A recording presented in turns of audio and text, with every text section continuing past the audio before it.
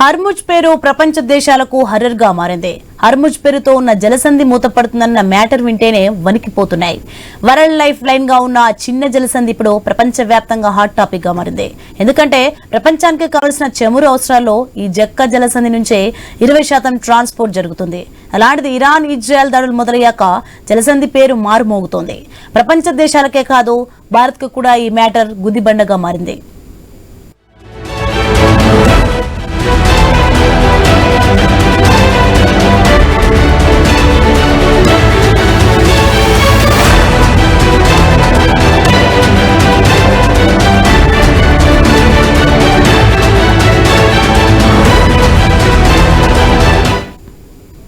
Israel America దాడుల తర్వాత Iran కీలక నిర్ణయం తీసుకునే దిశగా పావులు కదుపుతోంది.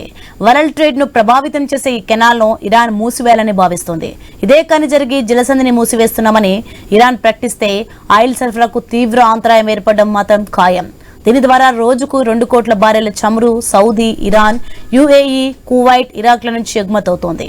ఇప్పటికే చమురు ధరలు బొగ్గుమన్నాయి. ప్రపంచ వ్యాప్తంగా ప్రభావం అప్పుడే కనిపిస్తోంది. భారీగా ధరలు పెరిగిపోవడంతో ప్రపంచ దేశాలు హడలిపోతున్నాయి. భారత్ విషయంలో ఈ జలసంధి ద్వారానే 40% జరుగుతోంది. ఇలాంటి టైంలో భారత్ ఏం చేస్తోంది? ప్రత్యామ్నాయ మార్గాలు ఏమున్నాయి? ఒకవేళ ప్రత్యామ్నాయ మార్గాలను చూసుకున్నా ఏ మేరకు అదనపు భారం పడుతుంది? దాన్ని ఎలా సర్దుబాటు చేయాలి అన్న పరిస్థితులను లోతుగా పరిశీలిస్తున్న భారత్ ప్రత్యామ్నాయ మార్గాల ద్వారా సరఫరాకు ఏర్పాట్లు చేశామని కేంద్ర మంత్రి హర్దీప్ సింగ్ పూరి తెలిపారు.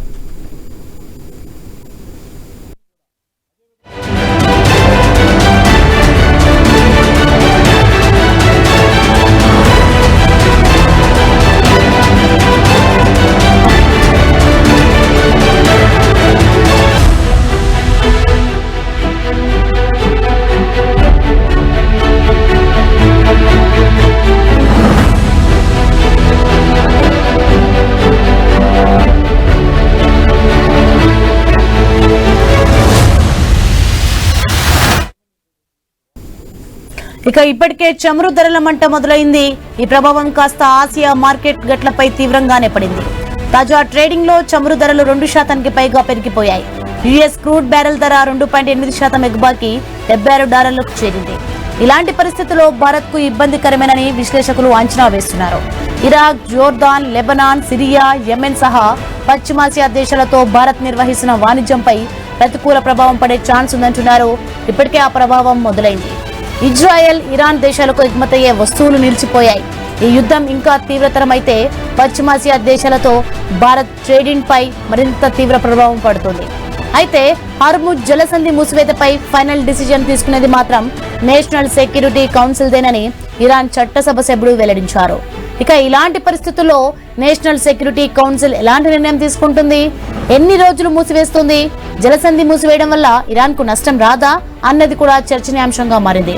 ఇరాన్ ఆర్థిక వ్యవస్థ మొత్తం ఆధారపడేదే చమురు ఉత్పత్తులపై. అలాంటిది చమురు ఉత్పత్తులు రవాణా జరిగే జలసంధిని మూసివేస్తుందా అన్న ప్రశ్న కూడా ఉత్పన్నమవుతోంది. భారత్ మాత్రం ప్రత్యామ్నాయాలను కూడా చూస్తోంది. దేశంలో రోజుకు 5.5 మిలియన్ బ్యారెళ్ల ముడి చమురు వినియోగం జరుగుతోంది. ఈ స్టాక్ లో భారత్ సుమారు 1.5 నుంచి 2 మిలియన్ బ్యారెళ్లు మాత్రమే హర్ముజ్ జలమార్గం ద్వారా వస్తోంది. మిగతా 4 మిలియన్ బ్యారెళ్లను ఇతర మార్గాల ద్వారా దిగుమతి చేసుకుంటున్నామని అధికారులు వెల్లడించారు. ఇక ఇప్పటికే రష్యా, అమెరికా నుంచి పెద్ద మొత్తంలో చమురును దిగుమతి చేసుకుంటున్న భారత్ దాన్ని మరింత పెంచుకునేందుకు ప్రయత్నాలు ముమ్మరం చేసింది. హర్ముజ్ జలమార్గం ద్వారా జరిగే 20% చమురు రవాణాను రష్యా, అమెరికా నుంచి తీసుకోనుంది. భారత్ చేసిన ఈ ప్రత్యామ్నాయ ప్రయత్నాలు ఎంతవరకు సక్సెస్ అవుతాయి? ప్రజలకు భారం కాకుండా ఎలాంటి చర్యలు తీసుకుంటుంది? ఎక్కడి నుంచి ఆ లోటును భర్తీ చేస్తుందన్న దానిపైనే చర్చ నడుస్తోంది.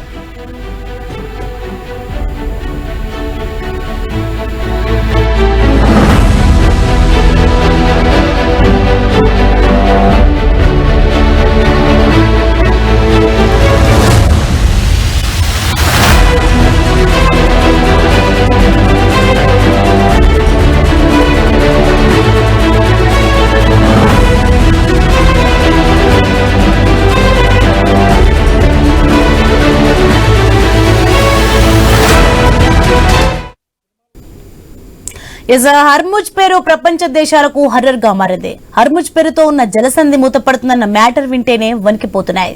వరల్డ్ లైఫ్ లైన్ గా ఉన్న చిన్న జలసంధి ఇప్పుడు ప్రపంచ వ్యాప్తంగా హాట్ టాపిక్ గా మారింది. ఎందుకంటే ప్రపంచానికి కావలసిన చమురు అవసరాల్లో ఈ జక్క జలసంధి నుంచే 20% ట్రాన్స్పోర్ట్ జరుగుతుంది.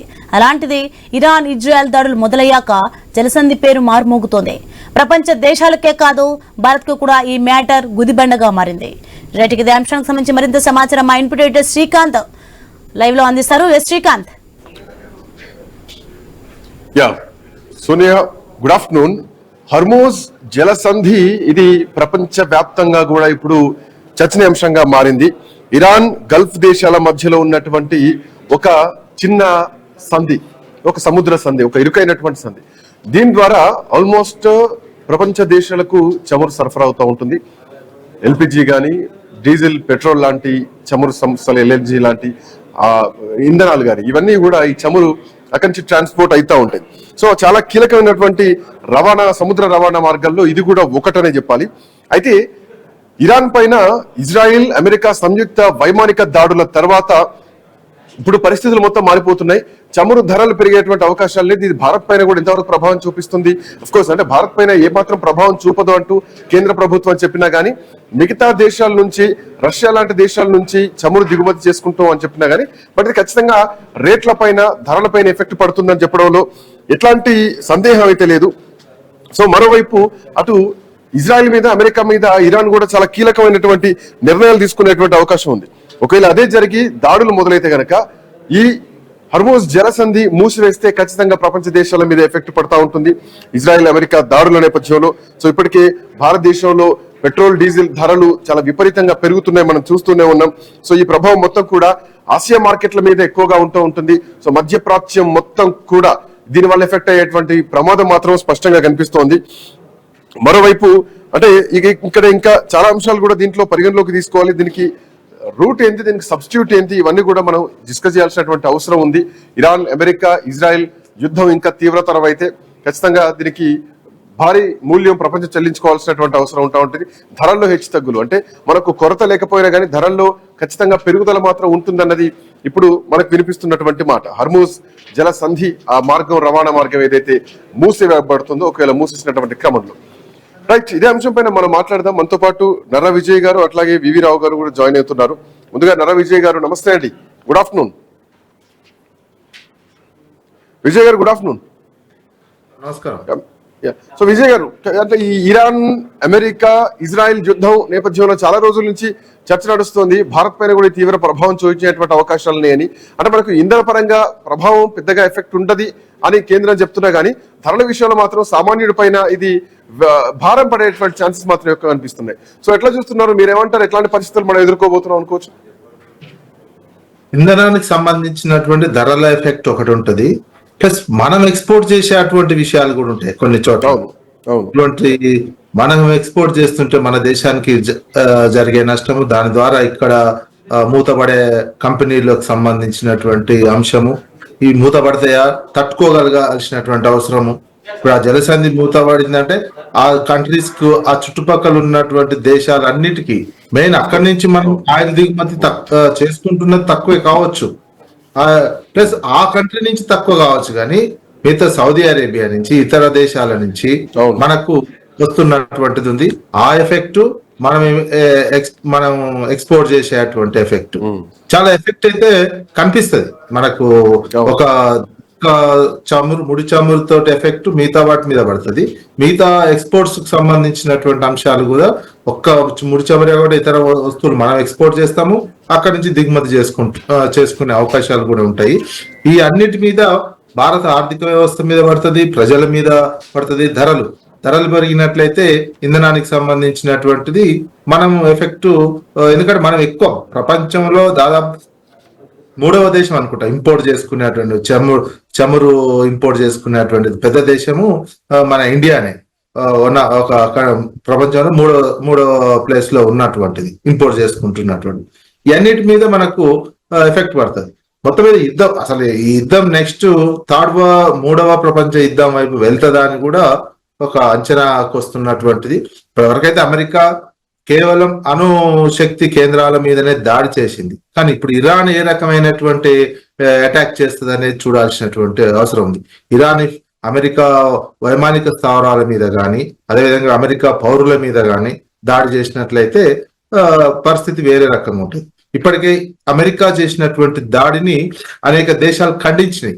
ఇరాన్ కు సపోర్ట్ గా ఇంతవరకు రానటువంటి కామ్ గా ఉన్నటువంటి దేశాలు ఇజ్రాయెల్ అండ్ ఇరాన్ మధ్యలో జరుగుతున్నటువంటి దాడుల్లో ఇద్దరు కలిసి పరిష్కరించుకోవాలని చెప్పినటువంటి దేశాలే ఉన్నాయి. కానీ అమెరికా అటాక్ అయిన తర్వాత అటు చైనా గాని అదేవిధంగా ఇతర ఉన్నటువంటి ముస్లిం కంట్రీస్ కానీ ఖండించినటువంటివి ఉన్నాయి. నెక్స్ట్ స్టెప్ ఎలా పడుతుంది అనేది ఇరాన్ వేసేటువంటి స్టెప్ మీదనే ఆధారపడి ఉంటుంది. రష్యా సపోర్ట్ చేస్తుందా, చైనా సపోర్టింగ్ ఎలా ఉంటుంది, చుట్టుపక్కల దేశాల సపోర్ట్ పూర్తిగా ఆయుధ సపోర్ట్ ఉంటుందా, ఓన్లీ మోరల్ సపోర్ట్ ఉంటుందా, ఇవన్నీ భవిష్యత్తులో తేలే అవకాశం ఉంది. అదే జరిగితే మూడవ ప్రపంచ యుద్ధం వైపు దారి తీస్తుందా అనే క్వశ్చన్ మార్క్ మాత్రం వచ్చే అవకాశం ఉన్నది. ఇప్పటి వరకు ఇటు అమెరికా గాని ఇజ్రాయెల్ గాని ఇరాన్ కి సంబంధించినటువంటి మిలిటరీ అదేవిధంగా అణు కేంద్రాల మీదనే అటాక్ చేసినటువంటిది ఉన్నది.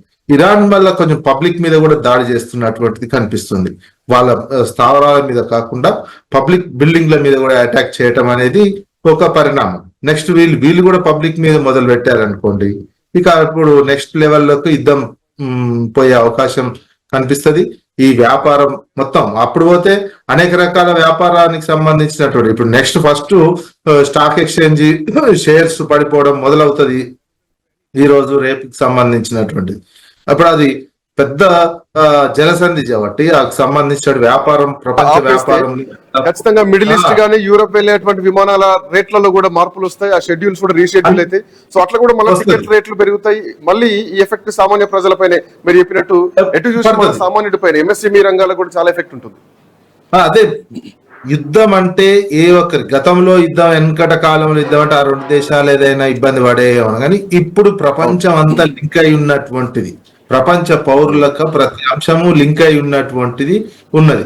ముఖ్యంగా జనాభా ఎక్కువగా ఉన్నటువంటి మన లాంటి దేశము ప్లస్ మనం ఇంపోర్ట్ చేసుకుంటున్నటువంటి దేశానికి అన్ని వస్తువుల మీద ఎఫెక్ట్ పడుతుంది. మనం ఎక్స్పోర్ట్ చేసేటువంటిది మనం ఇంపోర్ట్ చేసుకున్నటువంటిది ఒక మూసేసిరంట, రవాణా మూసేస్తే ఒక్క ఆయిల్ అనే కాదు కదా, మొత్తం అన్ని వస్తువుల మీద ఎఫెక్ట్ పడుతుంది. మన బిజినెస్లు దెబ్బతింటాయి, మన ఆదాయం దెబ్బతింటది. ఇప్పటికే దీంతో మన ఆదాయం వృద్ధి రేటు పడిపోతున్నటువంటిది అనిపిస్తుంది. అది ఒక భారతదేశం కాదు, మన తెలంగాణకు కూడా ఎఫెక్ట్ పడుతుంది. ఓన్లీ సాఫ్ట్వేర్ ఉత్పత్తులే కూడా అన్ని రకాలుగా ప్రజల ఒక భారం పడే అటువంటి యుద్ధమే ఇది. యుద్ధం అనేది రాకుండానే యుద్ధం అంటేనే వినాశనం అండి. ఇప్పుడు చూడండి, మనం చూసిన కట్టుకున్నటువంటి బిల్డింగ్స్ కానీ ఎన్ని ఆస్తులు ధ్వంసం అవుతున్నటువంటి చూస్తున్నాం. అవన్నీ మళ్ళీ నిర్మించాలంటే ఎన్ని సంవత్సరాలు, నిర్మాణానికి ఇన్ని దశాబ్దాలు కలిసి నిర్మించుకున్నటువంటి ఒక నిర్మాణాన్ని కూలిపోతున్న యుద్ధం పేరుతోటి. మనం ఇది ప్రపంచం మొత్తం కూడా ప్రపంచ ప్రజానికం మైండ్ సెట్ ఆధునిక ప్రపంచంలో చేయాల్సినటువంటిది యుద్ధం. ఇలాంటి యుద్ధాలు అయితే కాదు, చాలా నష్టం. ఇప్పుడు ఇండియా దగ్గర ప్రత్యామ్నాయ మార్గాలు ఖచ్చితంగా జరుగుతున్నటువంటి పరిణామాలు చూస్తున్నాం. అమెరికా ఎంత అంటే స్ట్రాంగ్ గా ఉందో మనం చూస్తున్నాం. ఎట్టి పరిస్థితుల్లో అటు ఖమేనీ తగ్గేది అంటున్నారు, ట్రంప్ తగ్గేది అంటున్నారు, నేతన్యాహు అట్లే మాట్లాడుతున్నారు. సో ఈ ముగ్గురు ఎఫెక్ట్ ప్రపంచం మీద పడుతుంది. Yes, correct. అయితే ఆల్మోస్ట్ మనకు అవసరం పడ్డటువంటి క్రూడ్ ఆయిల్ ఏదైతే ఉందో 70% ఇక్కడి నుంచి, అంటే ఈ మిడిల్ ఈస్ట్ ప్రాంతం నుంచే మనకు ట్రాన్స్పోర్ట్ అవుతా ఉంది, ఎగుమతులు దిగుమతులు అవుతా ఉన్నాయి. బట్ ఇట్లాంటి నేపథ్యంలో భారత్ దగ్గర ప్రస్తుతానికి స్ట్రాటజిక్ ఏమైనా నిల్వలు ఉన్నాయా? సో వీటిని ఎట్లా కాపాడుకోవాలి? అండ్ నెక్స్ట్ సబ్స్టిట్యూట్ ఏంటి? ఫ్రాన్స్, బ్రిటన్, అమెరికా లాంటి దేశాల నుంచి ఏమైనా దిగుమతి చేసేటువంటి అవకాశాలు ఉంటాయా? సో ఒకవేళ ఉంటే సముద్ర మార్గం ఒకవేళ మూసిస్తే కనుక గగనతల నుంచి ఎట్లాంటి సోర్సెస్ మనకు ఉండొచ్చు, బై రోడ్ ఎట్లాంటి సోర్సెస్ మనం పెంచుకోవచ్చు? సో రానున్న కాలంలో ఇంకా మనం మన సైడ్ నుంచి కూడా ఎక్కువగా ట్రాన్స్పోర్టేషన్ సిస్టమ్ ని కూడా పెంచాల్సినటువంటి అవసరం ఉంటుంది, ఒక ఎవక్యూషన్ పెంచాల్సినటువంటి అవసరం ఉంటుంది కదా. అందుకే మనం ఇప్పుడు ఈ దేశాల నుంచి ఆగిపోతే depend Russia and America, Europe నుంచి వచ్చే తక్కువే, కానీ రష్యా అమెరికా నుంచి డిపెండ్ కావాల్సి వస్తుంది. కెనడా మీద ఎక్కువ ఆధారపడాల్సి వస్తుంది. వేరే ప్లస్ రవాణాకు సంబంధించినటువంటి మీరు అన్నట్టు మనకు జనరల్ గా మనకు ఉన్నది వారం రోజులకు సరిపడా నిల్వలు మాత్రమే ఉంటున్నాయి. ముడి చమురు ఎప్పుడైనా మనం 10 రోజుల వరకే నిల్వ ఉండే పరిస్థితి ఉంది. అదే అంత నెలలు స్టోరేజ్ పెట్టుకునే కెపాసిటీ కూడా లేదు భారత్ దగ్గర ఉన్నటువంటి. వారం రోజులకు సంబంధించి ఎప్పుడు ఎక్స్పోర్ట్ అవుతుంటది కాబట్టి అది ఫిల్ అవుతున్నటువంటి సిచ్యువేషన్ కనిపిస్తుంటది. ఇక అప్పుడు మనం ఒక జల మార్గాలు, ఈ జల మార్గం కాకుండా ఇంకా చుట్టూ తిరిగి వచ్చే జల మార్గాలు ఏమైనా ఆలోచించుకోవాల్సినటువంటి అవసరం ఉంటది. విమానాల ద్వారా కూడా తీసుకురావాల్సి వస్తుంది. అప్పుడు ఇక విమానాల ద్వారా, కార్గో ద్వారా తీసుకురావాల్సి వస్తుంది. అదేవిధంగా రోడ్డు మార్గంలో ఏమైనా ఉన్నాయా, కొంత దూరం షిప్ లో వచ్చి ఆ తర్వాత రోడ్డు మార్గంలో వచ్చే అటువంటి సిచ్యువేషన్ ఏమైనా ఉన్నాయా, ఇవన్నీ ఖర్చుతో కూడుకున్నది, బర్డెనే కదా ఇండియాకి. బర్డెన్ ప్రతిదీ ఇప్పటి వరకు ఒక నార్మల్ సిచ్యువేషన్ లో పోతున్నటువంటిది. ప్రతి దానికి రేట్లు పెరిగిపోయి సబ్స్టిట్యూట్ పెంచి అంటే మళ్ళీ మనం గతంలో వాడినటువంటి ఏదైతే ఈ చెన్నై వ్లాదివోస్తోక్ నౌక మార్గం ఉందో దాని మీద మళ్ళీ ఒకసారి దృష్టి పెట్టాల్సినటువంటి అవసరం మేబీ భారతదేశం ఆలోచిస్తుందేమో. చబహార్ పోర్ట్ ను కూడా యాక్టివేట్ చేసి అక్కడ నుంచి ఆఫ్ఘనిస్తాన్, సెంట్రల్ ఏషియా నుంచి ట్రేడ్ పెంచేటువంటి ఛాన్సెస్ కూడా ఉండొచ్చు. బట్ ఒక డిఫరెంట్ వ్యూస్ ని ఎట్లా చూడొచ్చు మనం పెంచుకోవడానికి? ఇవన్నీ అల్టిమేట్ గా డబ్బున్నటువంటి వాళ్ళకు, మామూలు పెద్దలకు ఏం పడదు. అధ్యక్షులకు కావచ్చు, మంత్రులకు కావచ్చు, బిజినెస్ అంత మనలాంటి సామాన్యుల మీదనే పడుతుంది. ఈ యుద్ధం ప్రభావం మొత్తం సామాన్యుల వీళ్ళే భరించాలి, వీళ్ళే కొనుక్కోవాలి. వాడకం అన్న తగ్గించాలి, ఆయిల్ వాడకం అన్న తగ్గించాలి, ఇతర వస్తువులు వాడకం అన్న తగ్గించుకోవాలి. బేర్ చేసే వాళ్ళు ఆ రేట్ పెట్టి కొనే పరిస్థితి ఉంటది. ఇది అల్టిమేట్ గా రాజకీయ నాయకులకు, దేశాధ్యక్షులకు వాళ్లకు పోయే నష్టం ఏమీ లేదు. పర్సనల్ గా సమాజము, వ్యక్తులుగా, మధ్యతరగతి, కొంచెం దిగువ మధ్యతరగతి, పేదలు, ప్రపంచవ్యాప్తంగా ఎఫెక్ట్ అయ్యే వర్గాలే ఈ వర్గాలు. కార్మికులు, కర్షకులు, పనిచేసే కూలీలు, ప్రపంచంలో ఏ పని చేసినా ఉద్యోగస్తులకు కూడా ఉండేది ఏం లేదు. ఉద్యోగులు వీళ్ళ మీదనే ప్రపంచం నడుస్తుంది. ప్రపంచ భారం అంతా వీళ్ళ మీదనే పడుతుంది. ఇక ఆకలి కలమటించాడు ఒక పూట, 3 పూటలు తినేటోడు ఒక పూట తినాలి, బండి నడిపేటోడు బస్సు ఎక్కిపోవాల్సినటువంటి పరిస్థితి ఉంటది. రకరకాల మార్గాలు ఎత్తుకోవాల్సినటువంటి అవసరం. ఈ యుద్ధం కనుక ఇట్టనే ఉండి అది మూసేసి ఎంతకాలం మూసేసి ఇరాన్ కూడా నష్టమే. ఇరాన్ కూడా ఏంది, ఇరాన్ మూసేసిందంటే ఆ దేశానికి ఇప్పటికే అనేక ఇబ్బందులలో ఉన్నది, అనేక ఆంక్షల నేపథ్యంలో మూసేసి వాళ్ళు డోర్లు మూసేసుకొని ఏదే ఆదాయం రానటువంటిది, ఆ ప్రజల్లో తిరుగుబాటు, ఆ ప్రజల్లో అసంతృప్తి, అసహనం అక్కడ పాలకుల మీద పెరిగే అవకాశం ఉంటది. ఏదేమైనా అక్కడ కూడా ఏంది, పాలకుల మీద పెడితే పాలకులు ఆ కమాని మొత్తం సుఖంగానే ఉంటారు. వాళ్ళు ఆ యుద్ధంలో ఫైట్ చేసి చివరి వరకు కూడా, ప్రాణాలు పోయేంత వరకు కూడా వాళ్ళకు ఇబ్బంది అయ్యేటువంటి పరిస్థితి ఏముండదు. ఆ కంట్రీస్ లో ఉన్న సామాన్యులకే ఇబ్బంది. ఇక్కడ నిజానికంటే ఆర్థిక పరమైనటువంటి నష్టం భారత్ కూడా రాబోతోంది, సామాన్య ప్రజలపైన భారం పడబోతోంది, స్పష్టంగా కనిపిస్తోంది. సో శాంతి మార్గం దిశగా ఎట్లాంటి అడుగులు వేయాలి ప్రపంచం మొత్తం, ఇందులో భారత్ ఎట్లాంటి పాత్ర పోషించాల్సినటువంటి అవసరం ఉంటుంది, ఇది కూడా మాట్లాడాలి. మనతో పాటు వివి రావు గారు, రిటైర్డ్ కల్నల్, మనతో పాటు జాయిన్ అయ్యారు. Rao garu, good afternoon. I think PCR Rao garu phone line cut అయినట్టుంది. అంటే విజయ్ గారు, రావు గారు ఫోన్ లైన్ కట్ అయింది. అంటే ఈ ఉన్నటువంటి పరిస్థితుల్లో మనకు 2 ఒప్పందాలు ఉన్నాయి, అటు ఇరాన్ తోటి కానీ, ఇటు ఇజ్రాయెల్ తోటి కానీ. సో ఇరాన్ తోటి ఇప్పటికే చబహార్ పోర్ట్ ఇందాకని మాట్లాడినట్టు ఆ అంశం, ఇజ్రాయెల్ తోటి డిఫెన్స్ డీల్స్ లో కూడా మనం భాగస్వామిగా ఉన్నాం. సో ఈ 2 దేశాలతోటి సంబంధాల విషయంలో మనం తటస్థంగా ఉన్నా కానీ ఒక బలమైనటువంటి గొంతు వినిపించాల్సినటువంటి అవసరం ఉంది, శాంతి దిశగా తీసుకెళ్లాల్సినటువంటి అవసరం ఉంది. బట్ ఇక్కడ మధ్యలో అమెరికా సీరియస్ గా ఇన్వాల్వ్ అయి వచ్చింది. సో ఇప్పుడు భారత్ ఎట్లాంటి నిర్ణయం తీసుకోవాలి? ఆల్రెడీ మనకు ఉన్నటువంటి 2 దేశాలతో మిత్ర సంబంధాలే ఉన్నాయి, 2 దేశాలతో వాణిజ్య ఒప్పందాలు కూడా ఉన్నాయి. సో ఎంతవరకు ఈ దేశాల మధ్య బంధాలపైన ఎఫెక్ట్ పడే ఛాన్సెస్ ఉంటాయి అనుకోవచ్చు? మనమైతే 2 దేశాలు మీరు శాంతియుతంగా పరిష్కరించుకోవాలని చెప్తున్నాం. మాట చెప్పడం ఈజీ, వాళ్ళకు ఆ ఫీల్డ్ లో ఉన్నటువంటి యుద్ధం చేస్తున్నటువంటి వాళ్ళు మాట చెప్తాం. కానీ ఏంటి, ఈ ప్రపంచ వ్యాప్తంగా అమెరికా యొక్క ఆధిపత్యాన్ని, అమెరికాను అన్ని దేశాలు అనధికారికంగా గుర్తించాయి. వాళ్ళు చెప్పిన ఎన్ని రూల్స్ ఉన్నా, ప్రపంచ చట్టాలు ఉన్నా, అనేక రూల్స్ ఉన్నా, అనధికారికంగా అమెరికా చెప్పిందే ప్రపంచం వింటుంది, ప్రపంచం నడుస్తుంది. అందుకని ఇరాన్ కి సంబంధించినటువంటి వాళ్ళే ఒప్పందానికి పోవడమే కరెక్ట్ అయినటువంటి, ప్రపంచ శాంతిని దృష్టిలో పెట్టుకొని, ప్రపంచ ప్రజలను దృష్టిలో పెట్టుకొని, మనకు మనం యుద్ధం చేసి చావో రేవో అని తీసుకుంటే జనం చనిపోవడము, జనాలకు ఇబ్బంది, ప్రపంచానికి ఇబ్బంది. నీకు ధార్మికకు సంబంధించినటువంటి అణు రియాక్టర్ల తయారీకి సంబంధించి, అణుబాంబుల తయారీకి సంబంధించి ప్రపంచంతో పాటు నడవడం, తగ్గించుకోవడం. ఇరాన్ తన ఇక ఎక్కువగా ప్రపంచ శాంతిని దృష్టిలో పెట్టుకోనైనా వాళ్ళు తగ్గి అణుబాంబును తయారు చేయకుండా ఒప్పందం చేసుకోవడమే సరైనటువంటి మార్గంగా నా పర్సనల్ అభిప్రాయం అనిపిస్తుంది. ఎందుకంటే ఇప్పుడు ఇది రియాలిటీలో ఉన్నది.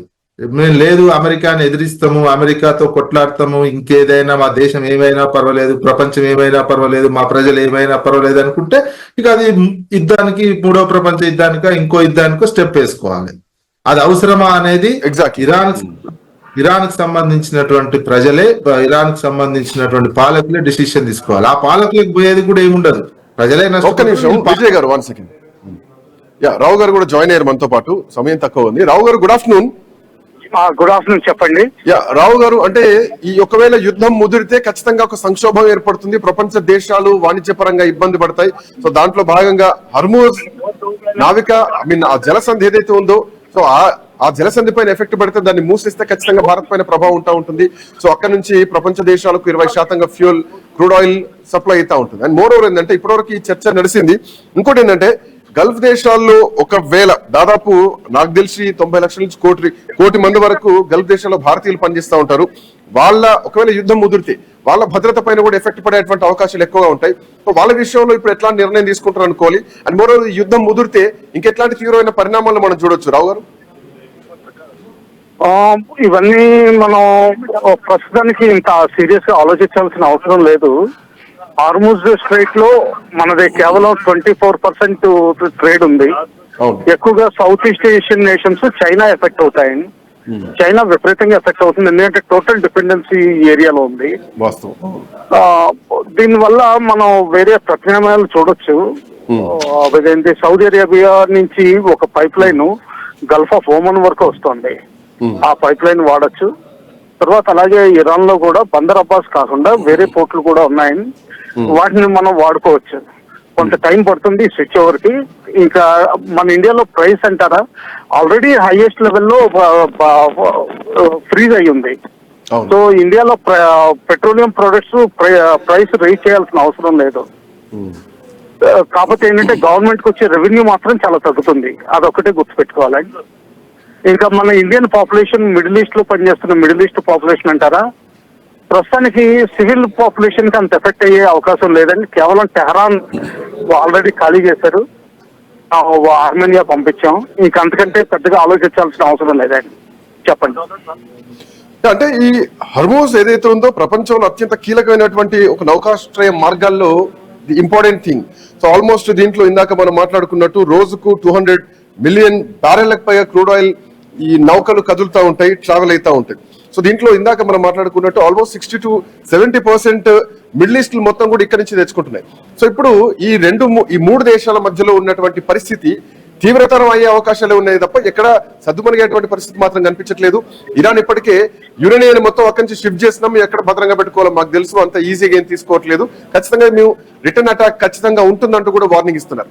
సో అదే జరగబోతోంది అనుకోవచ్చా? సో ప్రపంచ దేశాలన్నీ కూడా ఇప్పుడు ఒకదాటిపై ఒక రౌండ్ టేబుల్, ఒక టేబుల్ మీట్ ఏమైనా ఏర్పాటు చేసి కాంప్రమైజ్ చేయించే ఛాన్స్ ఉండొచ్చా? ఎట్లా చూడొచ్చు ఈ పాయింట్? ఇది కంట్రీ టు కంట్రీ చేస్తుందండి. అది ఇరాన్ మొత్తం బ్లాక్ చేయదు, అక్కడ చెకింగ్ చేయడం మొదలు పెడతారు. ఇప్పుడు ఇంకా ఎగ్జిక్యూటివ్ డెసిషన్ తీసుకోలేదు, కేవలం పార్లమెంట్ ఒక రెజల్యూషన్ పాస్ చేసింది. అది ప్రపంచాన్ని భయపెడుతున్నారు కొంచెం. దీని తర్వాత ఎగ్జిక్యూటివ్ డెసిషన్ తీసుకున్నప్పుడు ఇప్పుడు చైనా వంటి కంట్రీస్ ఉన్నాయనుకోండి, వాళ్ళ ఫ్లాగ్, వాళ్ళ ఆయిల్ వాళ్ళే వెళ్ళేస్తారు. ఇంకా వేరే కంట్రీస్ ఉన్నాయంటారా, ఇప్పుడు సౌదీ అరేబియా ఇది ఎప్పుడో ఆలోచించింది. అందుకని నేను చెప్పి 5 million barrel per day capacity ఉన్న ఒక పైప్ లైన్ సౌదీ అరేబియా నుంచి డైరెక్ట్ గా గల్ఫ్ ఆఫ్ ఓమన్ దాటుకుని ఇటు ఓమన్ దేశంలో ఇండియన్ ఓషన్ కి తట్టుకునే విధంగా ఆల్రెడీ ఉందండి, 2 పైప్ లైన్లు ఉన్నాయి. సో ఆ విధంగా కొంతవరకు మిటిగేట్ అవుతుంది. కాకపోతే ఏంటంటే ట్రేడ్ అంటారా, ఆల్రెడీ మన ఇరాన్ తోటి మన దేశంతో ఉన్న 14 బిలియన్ ట్రేడ్ 1.4 బిలియన్ దిగిపోయిందండి. సో ఏంటంటే కేవలం 10% ట్రేడ్ ఒరిజినల్ ట్రేడ్ ఎఫెక్ట్ అవుతుంది. సో ఇంకంతకంటే మనం పెద్ద ఆలోచించాల్సిన అవసరం లేదు. ఇది సైకలాజికల్ గా చాలా ఇంపాక్ట్ ఉంటుంది. ఫిజికల్ ఇంపాక్ట్ తక్కువే ఉంటుందండి. చెప్పండి. అంటే ఫర్ ఎగ్జాంపుల్ రష్యా లాగా యుఎస్ఏ గానీ మెక్సికో లాని వెనిజులా లాంటి ఇట్లాంటి దేశాలతోటి ఏమైనా ట్రాన్స్పోర్ట్ సిస్టమ్ ఇంకా పెంచేటువంటి ఛాన్స్ ఉంటాయా ఒకవేళ ఇప్పుడు మనం మాట్లాడుకున్నట్టు ఈ మార్గాలు? ఎగ్జాక్ట్లీ అదే పని చేస్తారు. ఎందుకంటే మిడిల్ ఈస్ట్ అంతా ఇది ఒక స్టేల్మేట్ లోకి వెళ్ళే అవకాశం ఎక్కువ ఉందండి. ప్రతి 2 రోజులకు మిసైల్ ఫైర్ చేయడం, లేకపోతే ఇంకెక్కడో ఫైర్ చేయడం, ఒక యుఏవి ప్రయోగించడం, ఇటువంటివి జరుగుతూ ఉంటాయి. ఈ స్టేల్మేట్ వచ్చే ఒక వారం రోజుల తర్వాత స్టేల్మేట్ వచ్చే అవకాశం ఎక్కువ ఉంది. దీనివల్ల రెజ్యూమ్ చేంజ్ అయ్యేంత వరకు. ఒకవేళ రెజ్యూమ్ చేంజ్ అయితే మాత్రం వేరే పరిస్థితులు ఉంటాయండి, అది మనం అప్పుడు ఆలోచిద్దాం. ప్రస్తుతానికి మాత్రం వెనెజులా దగ్గర నుంచి చాలా చీప్ ఆయిల్ దొరుకుతుంది. అలాగే రష్యా నుంచి ఆయిల్ ఇంపోర్ట్ పెరిగే అవకాశం ఉంది. ఇంకా సౌత్ అమెరికన్ కంట్రీస్ నుంచి ఇంకేమన్నా కంట్రీస్ ఎక్స్పోర్ట్ చేస్తామంటే అవి కూడా మనం పికప్ చేసే అవకాశాలు ఉన్నాయి. ఎస్పెషల్లీ బ్రిక్స్ దేశాల నుంచి పెరిగే అవకాశాలు ఉన్నాయి. చెప్పండి. Right, thank you so much Rao garu, thank you so much Vijay garu, Nara Vijay గారు. మొత్తానికి కొంత స్ట్రాటజిక్ రిజర్వ్లని ఉపయోగించడంతో పాటు భారతదేశం ట్రాన్స్పోర్ట్ సిస్టమ్ ను కూడా చేంజ్ చేసేటువంటి అవకాశాలను ఇందాక మనం మాట్లాడుకున్నట్టు రష్యా లాంటి దేశాలతో, యుఎస్ఏ లా గానీ, వెనిజులా గానీ, సో ఇట్లాంటి దేశాలతోటి, మెక్సికో లాంటి దేశాలతో ట్రాన్స్పోర్ట్ సిస్టమ్ ని ఆ క్రూడ్ ఆయిల్ తెచ్చుకోవడానికి కొంచెం చీప్ రేట్ లో తెచ్చుకోవడానికి ఛాన్స్ ఉన్నాయి ఒకవేళ ఈ మిడిల్ ఈస్ట్ పైన ఎఫెక్ట్ పడితే కనుక. సో ఖచ్చితంగా భారత్ దగ్గర కూడా ఒక ప్రత్యామ్నాయ మార్గం ఉందంటూ కూడా ఇప్పటికే కేంద్ర ప్రభుత్వం చెప్తున్నటువంటి అంశం. ఒకవేళ జలసంధి, హర్మూజ్ జలసంధి మూసేస్తే ఎక్కడ కూడా చమురుకు అయితే ఇబ్బంది ఏం లేదంటూ కూడా ఇప్పటికే కేంద్ర మంత్రి దీనిపైన క్లారిటీ ఇవ్వడం జరిగింది. హర్మూజ్ జలసంధి పైన ఆధారపడడం ఇప్పటికే తగ్గించేసినాం. సో మేము సబ్స్టిట్యూట్ గా వెళ్తున్నాం. ఇరాన్, ఇజ్రాయెల్, అమెరికా దాడులతోటి భారత్ కూడా ఒక సబ్స్టిట్యూట్ ఆప్షన్ కోసం వెళ్తుంది. మెక్సికో, వెనిజులా లాంటి దేశాల నుంచి, అమెరికా లాంటి దేశాల నుంచి, రష్యా లాంటి దేశాల నుంచి చమురు దిగుమతి కోసం ఇప్పటికే భారత్ అయితే కొంత ఆల్టర్నేట్ వే మాత్రం చూస్తుందని చెప్పాలి. సో ఇట్లా నేపథ్యంలో భారత్ లో పెద్ద ఎఫెక్ట్ ఉండకపోవచ్చు, బట్ ఈ యుద్ధం ఇట్లాగే ముదిరితే గనక రేట్ల విషయంలో సామాన్యుడి పైన ఎఫెక్ట్ పడుతుంది. సో అది ఖచ్చితంగా సామాన్యుడిని భారత్ ఎట్లా కాపాడుతుంది, ఎట్లాంటి వ్యూహాత్మకంగా ముందుకెళ్తుంది అన్నది మాత్రం చూడాల్సినటువంటి అవసరం ఉంది. So that's all for now. Next updates continue అయితే కీప్ వాచింగ్ ఐ న్యూస్.